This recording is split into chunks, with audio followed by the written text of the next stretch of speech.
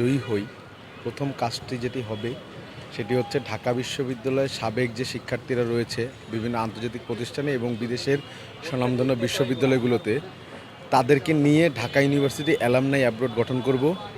যারা ঢাকা বিশ্ববিদ্যালয়ের রানিং যে শিক্ষার্থী রয়েছে তাদেরকে আন্তর্জাতিক প্রতিষ্ঠানগুলোতে কিভাবে ক্যারিয়ার পার্সিউ করা যায় সে ব্যাপারে সহযোগিতা করবে এবং আন্তর্জাতিক বিশ্ববিদ্যালয়গুলোতে তাদেরকে সহযোগিতা করার জন্য সাহায্যের হাত বাড়িয়ে দিবে।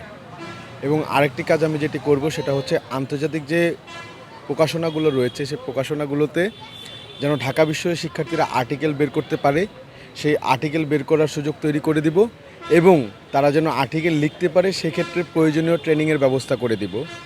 আরেকটি বিষয় যেটি সবচেয়ে বেশি গুরুত্বপূর্ণ সেটি হচ্ছে ঢাকা বিশ্ববিদ্যালয়ের কিন্তু আন্তর্জাতিক বিশ্ববিদ্যালয়গুলোর যে শিক্ষা মডিউল সেই শিক্ষা মডিউলের সাথে ঢাকা বিশ্ববিদ্যালয়ের শিক্ষা মডিউল মেলে না।